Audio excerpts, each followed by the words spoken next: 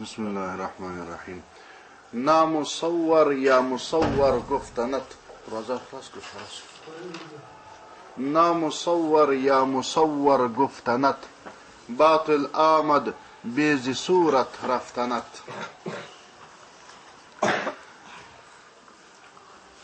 تیر سبقه کی مولانا صاحب مبارک موږ ته دا بیان وکړي چې معتزله شیعگان هغه په ورځ د آخرت ته الله جل جلاله د لیدلو څه منکر دي. وای انسانان په ورځ د آخرت باندې خدای تعالی جل جلاله نشي لیدلی. ولی وای که خدای تعالی جل جلاله په ورځ د آخرت باندې جسم پیدا کی او صورت پیدا کی، نو خدای تعالی خو صورت نه لري، بدن نه لري. او که الله جل جلاله به صورت به بدن وي، نو به بدن شي خو لیدل کیږي نه، به بدن شي لیدل کیږي. لکه اوس درمخه مثال ما تاسو ته وایم چې لکه عقل د انسان چیرې دی، خو نه لیدل کیږي ځکه جسم نه لري، صورت نه لري. کوم شی چې جسم صورت نه لري خو نه لیدل کیږي، نو خدای تعالی نه لیدل کیږي په ورځ د آخرت. دا د شیعګانو د معتزله دلیل دی. نو دی یو قانون ځان ته لري، وای رؤیت غیر المتصور لا یتصور. کم شی چې غیر مصور وي او صورت و بدن نه لري، هغه چې تصور نشي کېدلی، د هغه چې لیدل نشي کېدلی، امکان نه لري. نو مولانا صاحب مبارک د دغه خلکو په باره کې د مثنوي شریف چې دی دا ټول د عقایدو کتاب دی، دا ټول د انسانانو پر عقیده باندې کار کوي، انسانانو عقیدې ورجوړي، د اصلي مقصدونه چې دي د عقاید دي. نو دوی د دغه کسانو په دلیل کې ورته وایي نامصور یا مصور گفتنت. دا چې ته نامصور یا مصور وایې چې خدای تعالی به یا مصور وي یا به غیر مصور وي په ورځ د آخرت. باطل آمد، ستا دا خبرې ټولې باطلې راغلې، بیزې صورت رفتنه، بې له صورت تللو څخه. یعنې که ته هر وخت در ظاهري جسم تر خدمت تیر سولې، د حیوان تر درجه تیر سولې، او په عالم باطن باندې مشغول سوې، په عالم د روحانیت مشغول سوې، دا مشکل تا ته حل دی. دا چې اوس تا ته دا مشکل نه حل کېږي، ته دونه په عذاب یې، دا په دې وجه چې ته په عالم جسامو کې در اوسه مشغول یې، ته در اوسه پورې د روحاني و د باطني عالم څخه نه یې خبر. نامصور یا مصور پیش اوست، کو همه مغزست بیرون شد ز پوست.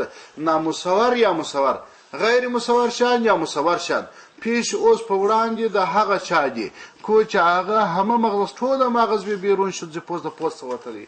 څوک چې د پوست څخه وتلی وي، یعنې جسم و جسمانیت د عالم څخه وتلی وي، د حیوانانو د عالم وتلی وي، او په روحانیت او په باطني عالم باندې اخته وي، او باطن یې ښه نوراني سوی وي، هغه ته غیر مصور او مصور شان ټول سره یو رقم دي، ټول ورته معلومیږي.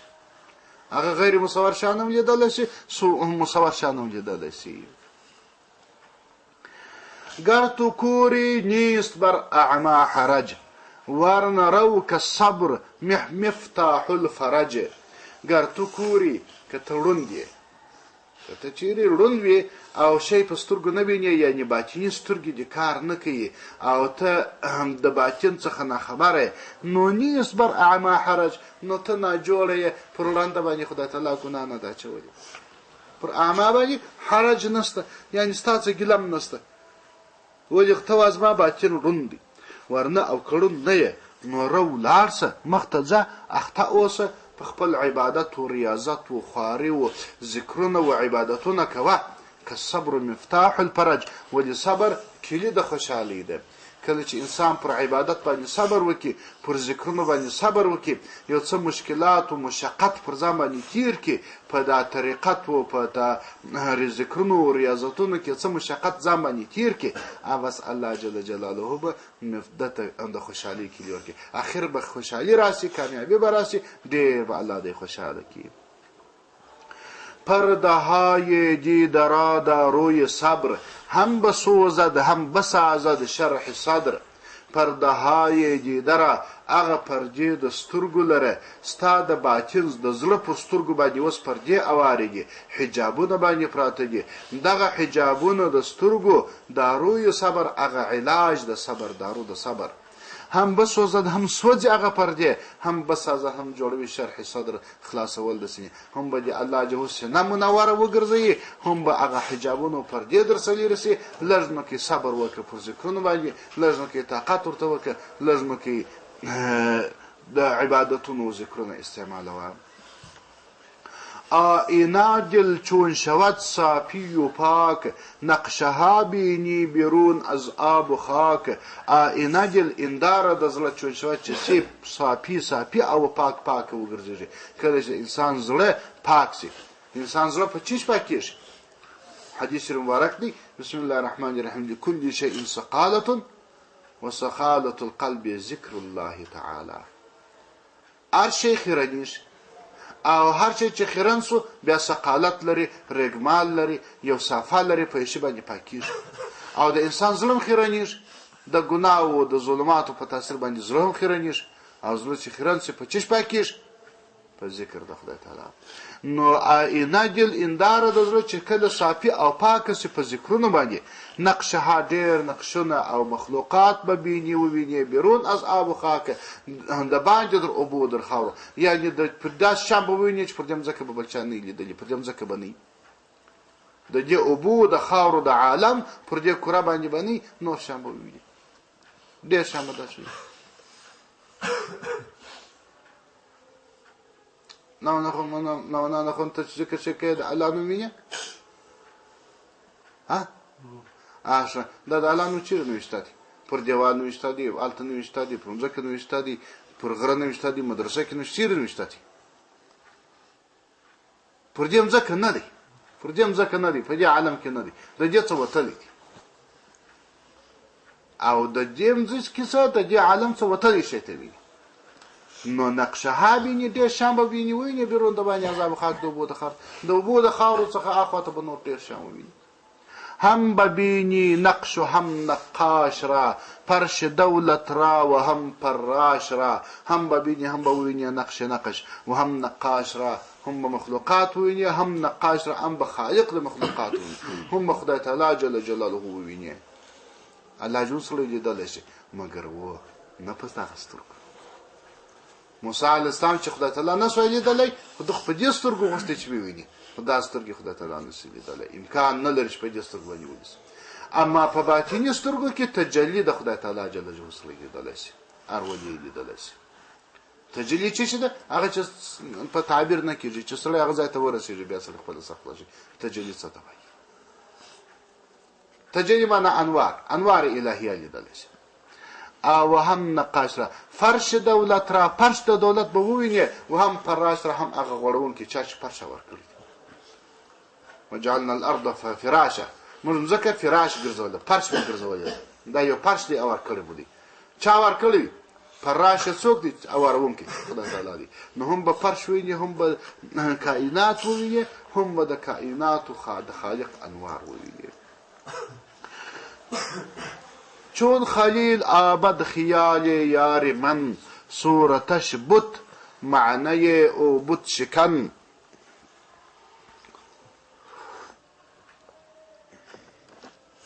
دا د تصوف د طریقت یو بل مهمه خبره ته اشاره کوي انسان په طریقت کې کوم وخت کامیاب کېدلی شي هغه سالک هغه ذاکر ډیر په طریقت کې کامیاب کېدل شي د کوم سالک او ذاکر سره چې د خپل شیخ او د خپل استاد رابطه موجوده وي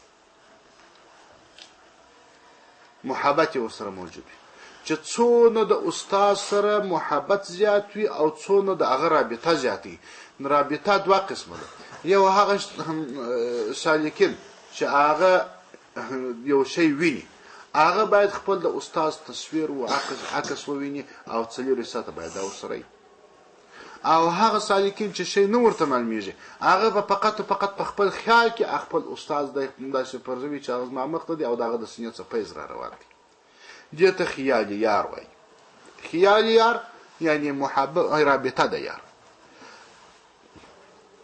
نو مولانا سمرق وایي چون خلیل آمد، چون خلیل چې ملګری او اشنای او رفیق آمد رالی، خیال یار من خیال د یار زما، یعنی رابطه د یار زما، رابطه د مرشد. کله چې رابطه د مرشد الله زما خلیلک وګرځول او زما دوست او زما رفیق وګرځول او همیشه همیشه زما سره ملګری کړل، نو دا خو یو عکس دی، صورتش بت. دا د پیر خیال یا د پیر عکس، نو دا خو بت شو. او معنی او بت شکن خو کم ګټه چې په دې بت کې شته هغه بت شکنه ده، هغه ستا د زړه څخه ټول غیر الله شان ختموي. ظاهرا بت دی مګر په حقیقت کې بت شکن دی. ظاهره خو تا دی د خدای تعالی سره نه، او ظاهرا خو دې د پیر رابطه نیولې ده. نو ته به وایې زه د پیر رابطه ونیسم، خو د خدای تعالی رابطه به ونیسم، زه به د الله تعالی په عبادت او په ذکر او په دې مشغول سم. نو زه د پیر عکس څه کوم یا د پیر تصویر څه کوم؟ دا ظاهرا یې بت دی، اما معنا بت شکنه ده. په معنا کې نور شان ستا د سینې څخه ختموي، یعنی ډېره زیاته ګټه درته رسوي. شکر یزدان را که چون او شد پدید، در خیال او خیال حق رسید. شکر یزدان را، شکر دی یزدان را خدای تعالی جل جلاله را که چون او چې دغه خیال د یار یعنی رابطه د خپل مرشد شد سوله پدید ښکارا، در خیال او په خیال کې ده یعنی په رابطه کې د مرشد خیال حق رسید، خیال د الله جل رسیدي. یعنی د په رابطه باندې چې عادت سوم، اخر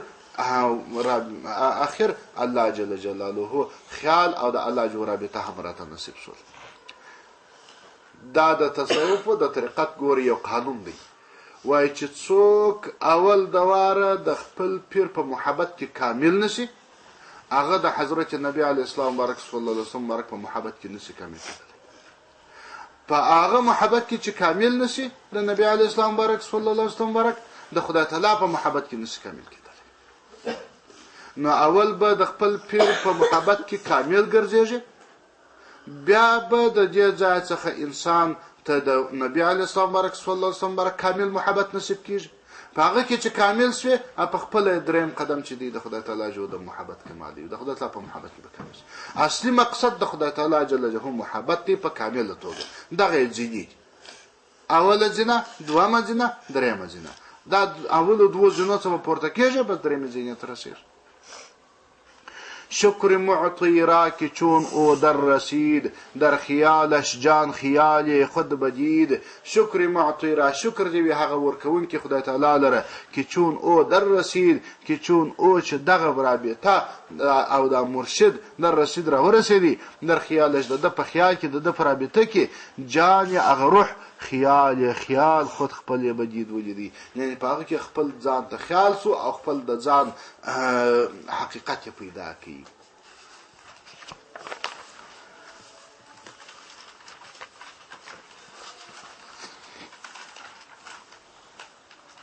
خاک درگاهت دلم را می فریفت، خاک بر وی کوز خاکت می شگیفت.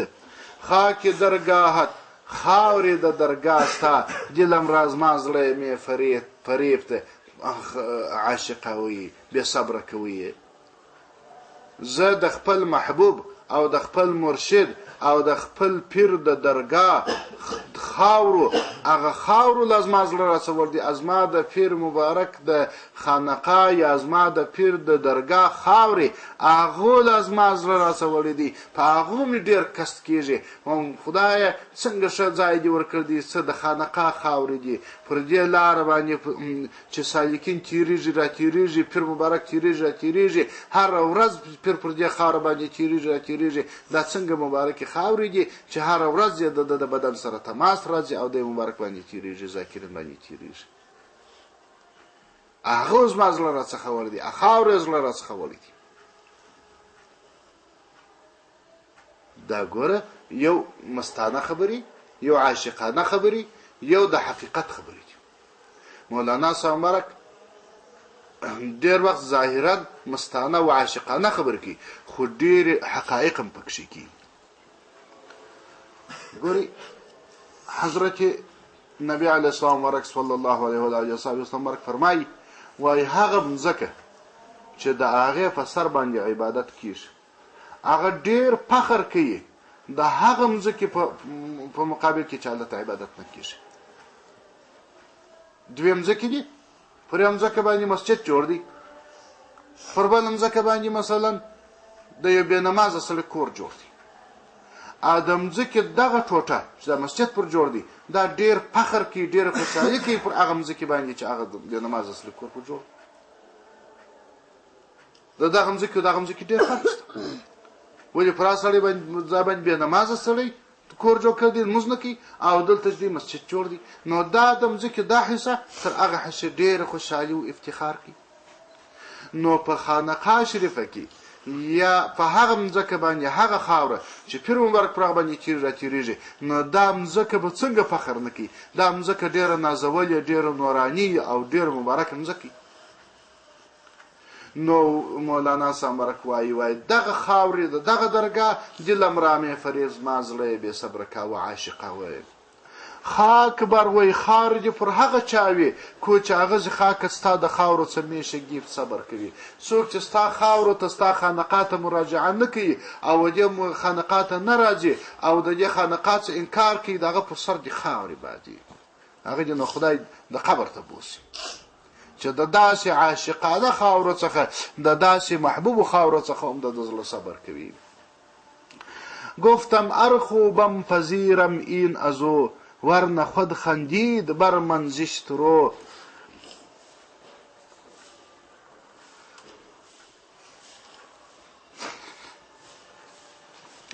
وقت پردی پر لغه ځای باندې پرېږدم. اللهم صل علی سیدنا مولانا محمد و علی آل سیدنا مولانا محمد وبارک وسلم. صلی علیه